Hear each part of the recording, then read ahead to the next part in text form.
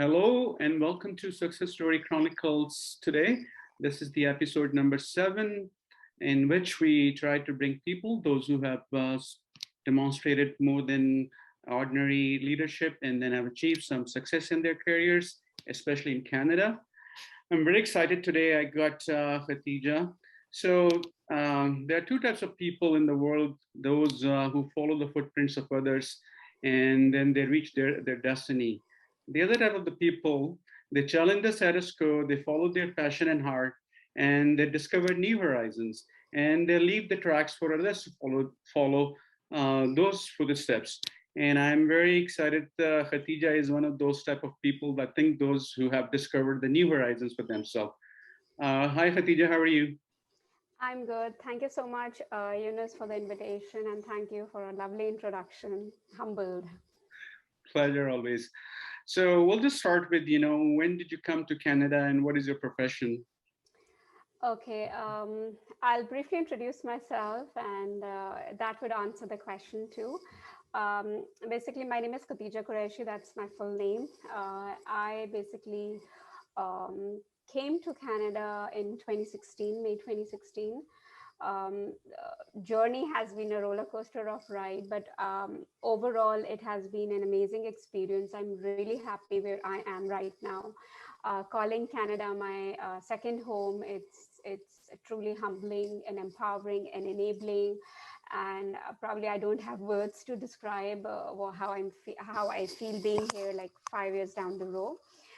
So during this journey, professionally, I grew from being a full-time executive to being an entrepreneur to winning a local award to now helping and coaching pre-arrival immigrants and post-arrival immigrants and building and scaling their presence, professional presence, using their international experience and strategically networking using LinkedIn as a tool.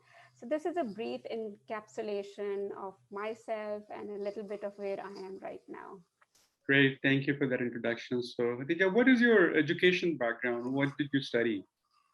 Okay, education wise, I'm a graduate in business studies, so I have done my MBA,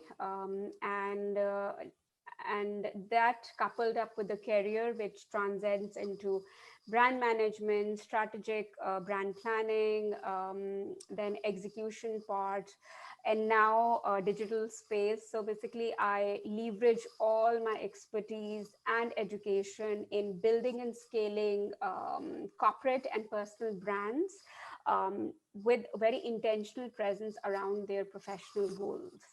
Okay, oh, great.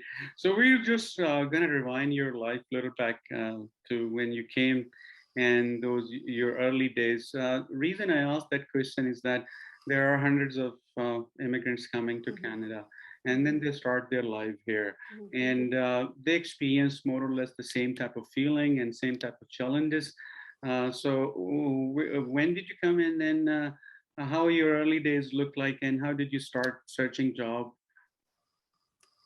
Okay, the early days goes back to 2016, May 2016. So the scenario was very different from how it is right now post pandemic. So things were very, very accessible, easier. Challenges, probably basic challenges would be the same as any immigrant would feel right now, that there is no network. You have very limited friends and families if you have, and if you have, the ties are very weak. You are like you were in contact with them at certain point in your life, then you lost track, and then you are reestablishing. So no connections, weak ties with whomever, limited connections that I had. Over and above, no financial flow, because you are coming starting from scratch financially. um, Over and above, I feel there is an emotional part to it as well, because you are leaving your origin comfort space with beautiful jobs, very good lifestyle, and then you are coming here with a belief of starting from scratch. So a lot of emotions, hyped up emotions, fear of unknown, all of that coupled up. So these are some of the challenges that I came with in 2016. So my early days were a mix of, I would say, success and failure, which would be universal to post-pandemic settlement experience as well. You face a lot of rejections while you're discovering, finding your space, making your space in the new environment, getting comfortable with what's working and what's not working, unlearning a lot of things which happened in origin country by trial and error. Um, so these were my early days. So Okay. I wouldn't say it was a very bed of roses settlement experience. Not at all. It was a roller coaster, Roller but coaster.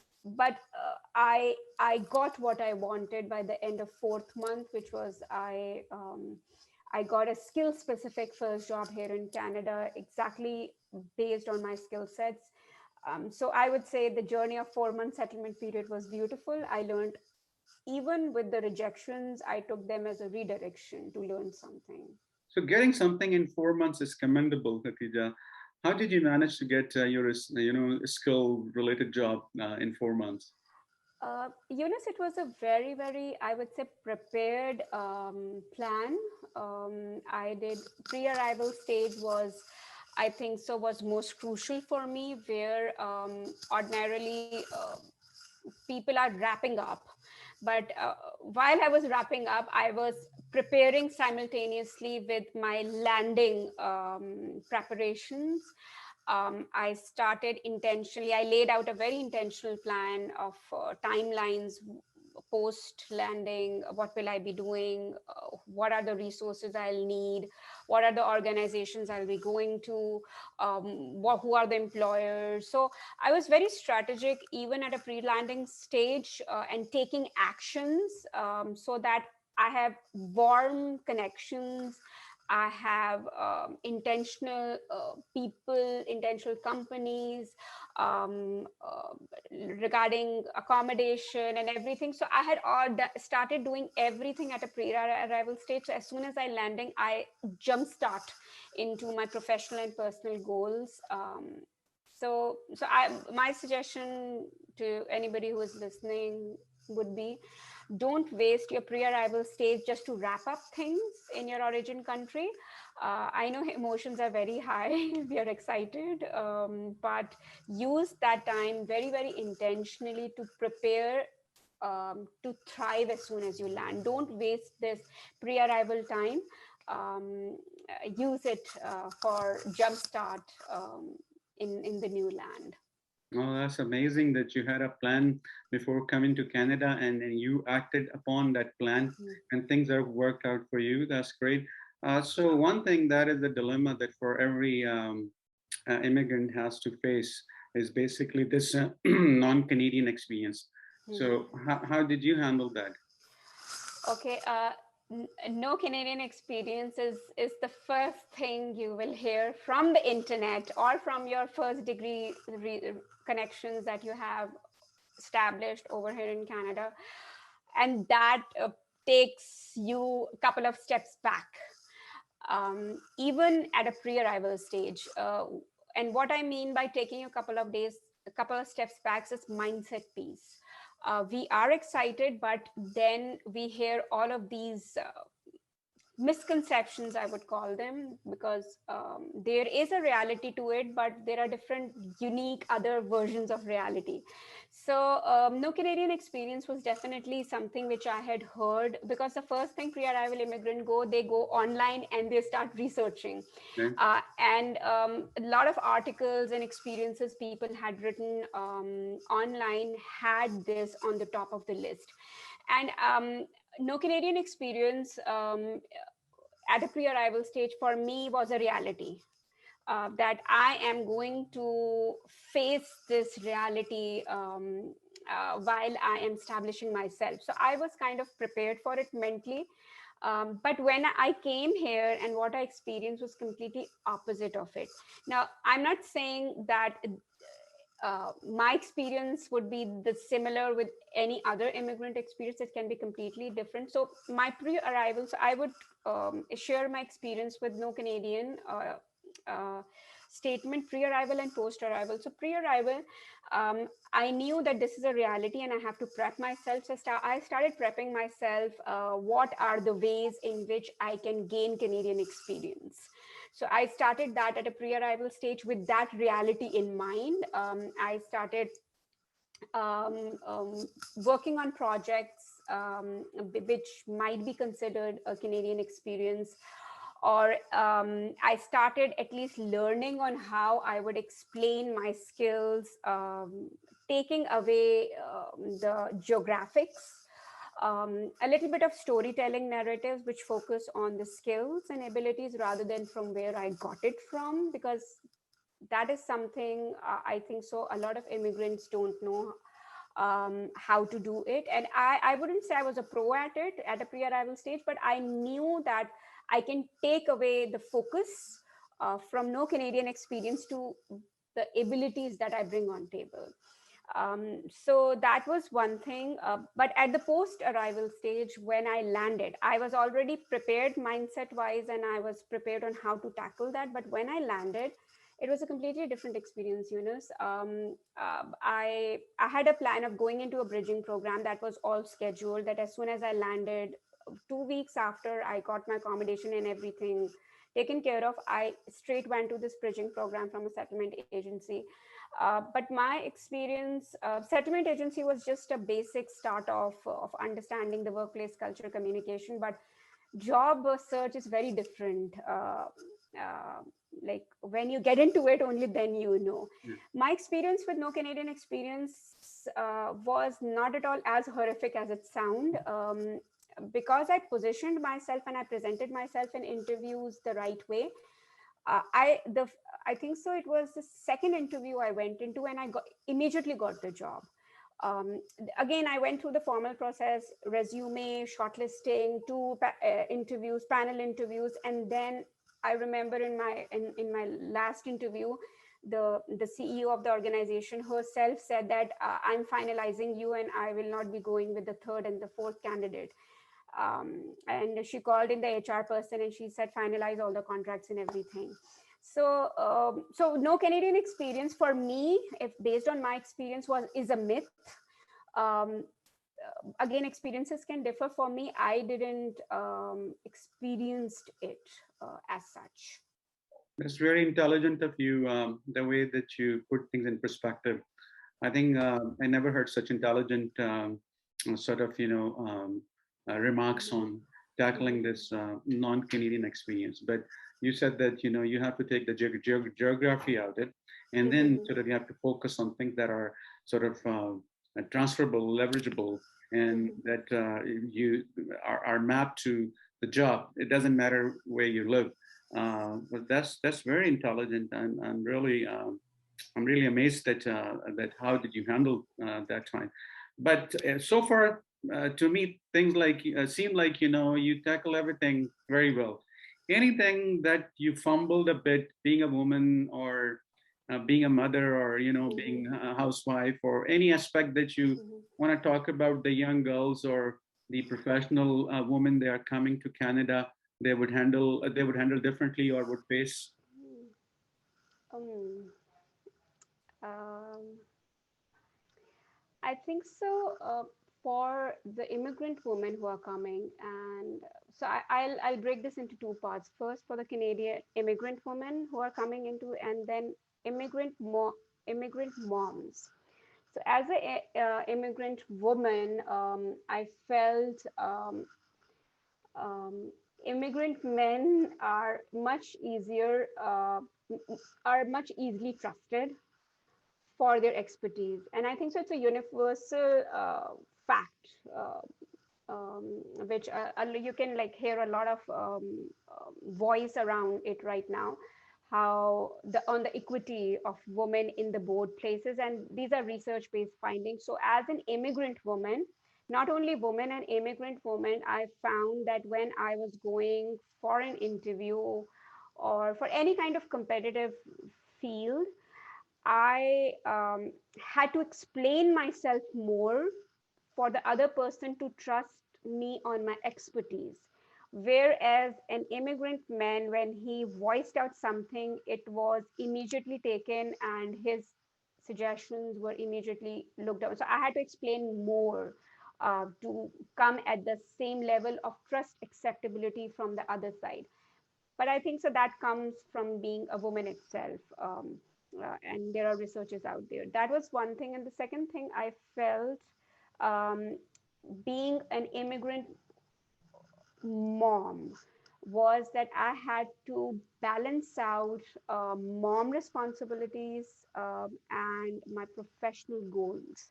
And that is really very important to set realistic goals, because both can go hand in hand if you set realistic expectations and make other people around you known about those expectations. Just an example would be like, I came in 2016 with a 3-year old. Now 3-year old needs a primary care if I'm going away.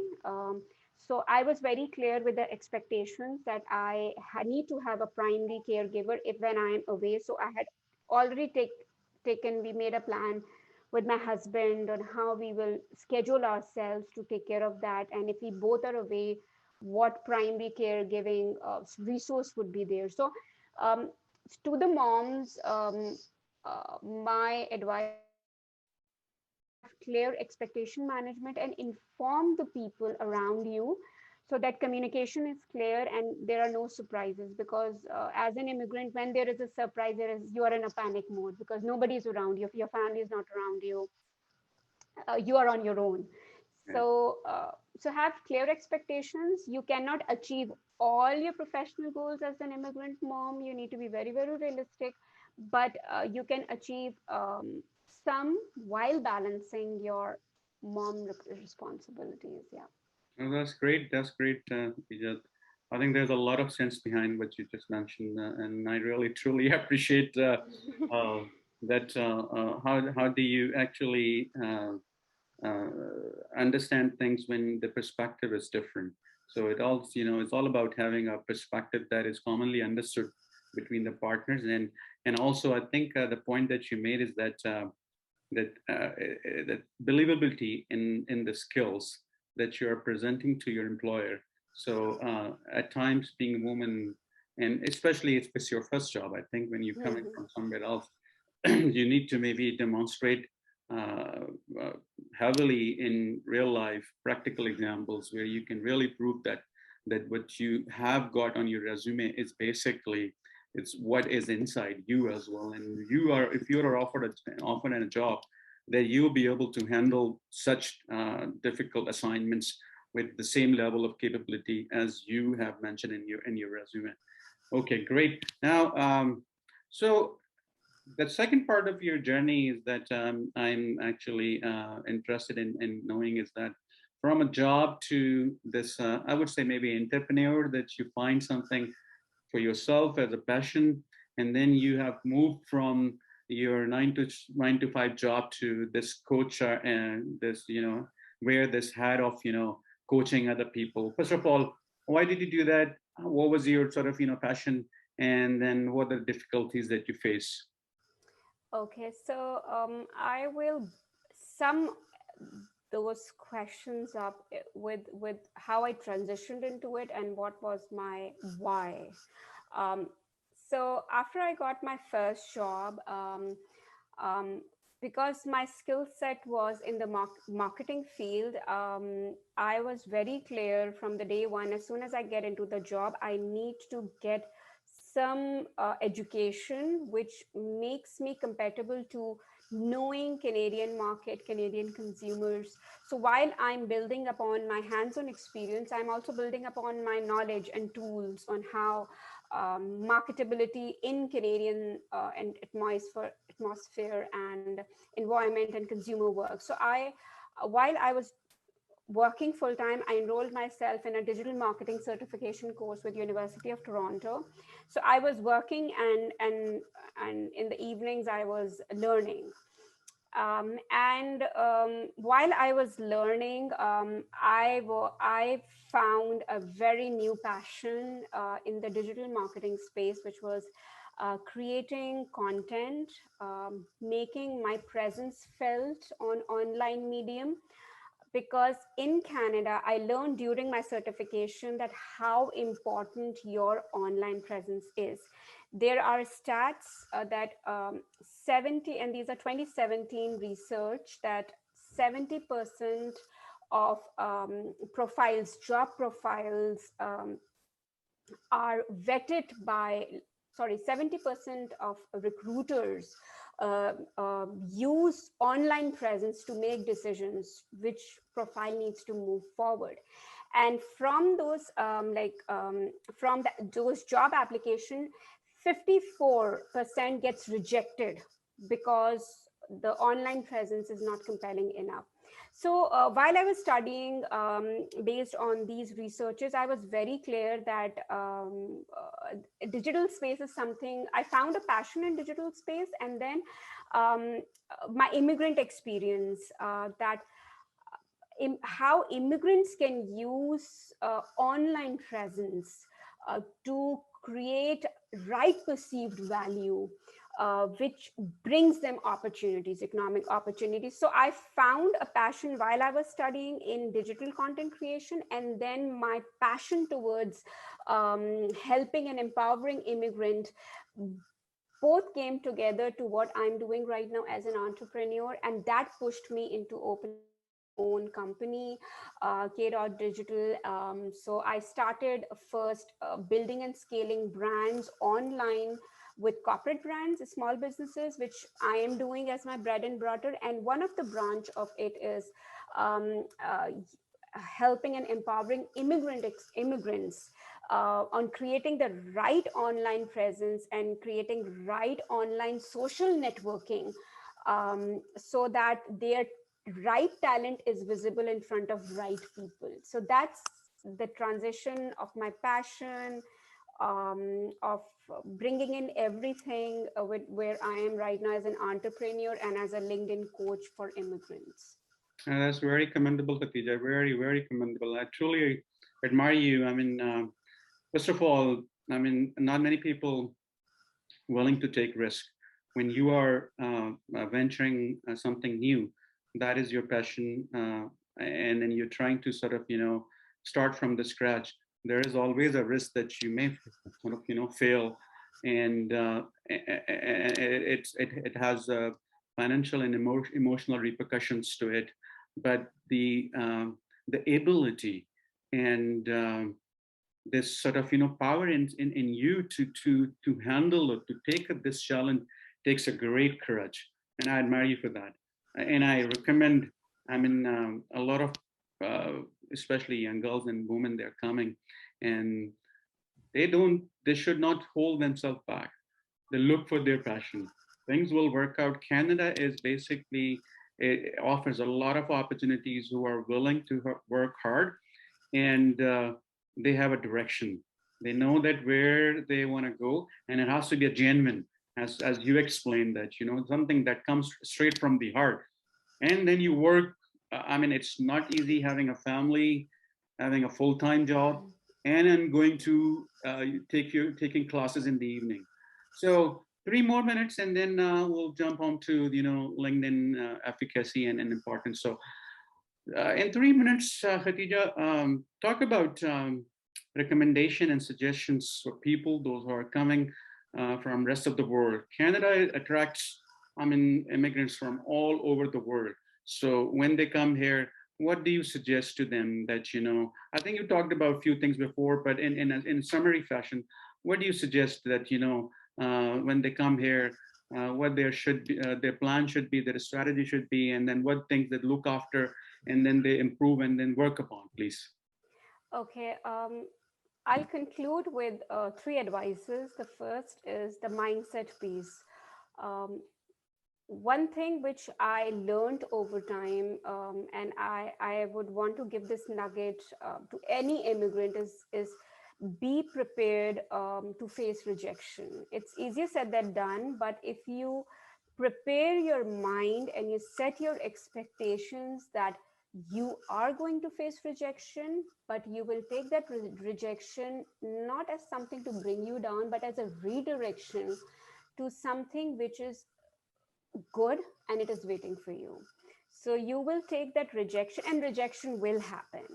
If it doesn't, that's great, that's icing on the cake. But take rejection as a redirection, learn from your mistakes, and take that rejection as an opportunity to grow, and as an opportunity to redirecting to something really good which is waiting for you. So that's the first thing about the mindset piece. The second thing is, use your pre-arrival time to prepare uh, yourself for the Canadian, in knowing Canadian sphere. Learn about the communication, Canadian communication, learn about the Canadian workplace culture, learn about how Canadian professionals listen, uh, reactions, um, because how professionals are back home, the expectations of Canadian professionals, the approach that you take to approach them, knowing their mindset on how they will react, using the same communication. So if you invest a little bit on knowing all of this, will increase your return on investment drastically. So that is my second piece. Invest your pre-arrival time in knowing the workplace culture, in knowing the Canadian communication, and in knowing how Canadian professionals think, react, so that you are prepared for those reactions and you don't bring yourself down that, oh, that's how it worked in my country, but that's not how it's working over here. So nothing is working out. I need to go back to my country. No, that is because we come with unrealistic expectations, not knowing how the local people work, how the local people react, how the organization work. So invest your pre-arrival time to know a little bit about, to know a lot, not a little bit, to know a lot about people, workplace culture, communication, approach, and invest uh, diligently in knowing it. Third advice would be networking. Here, networking is a professional investment. Back home, we got our economic opportunities because we had a network. We were grown to have relationship. We were born into relationships. But here, you have to make relationships. So you need to learn how to network. And in Canada, your career acceleration depend on people you know. I am dropping the mic over here and I'm telling this to you right now. Your success happens not only because of your talent, it's visibility of the talent with the right people. You can literally jump 3 times more even within first year of landing if you know the right people and those right people trust your abilities. So take networking as a long-term professional investment tool and dedicate time to network with intentionally with the right people with the right perceived value. And in this part of the world, online presence is very, very important. So these are my pieces, these are my advices, and if anybody is interested, they can connect with me on LinkedIn, on Facebook, or on my Instagram. You can search, just Google and just type my name, Khatija Qureshi, and you will find me. I think you have put in very eloquently three summary points that that the networking, definitely the last that the point that you highlighted, is an investment. Before that, you have a pre-plan that you need to understand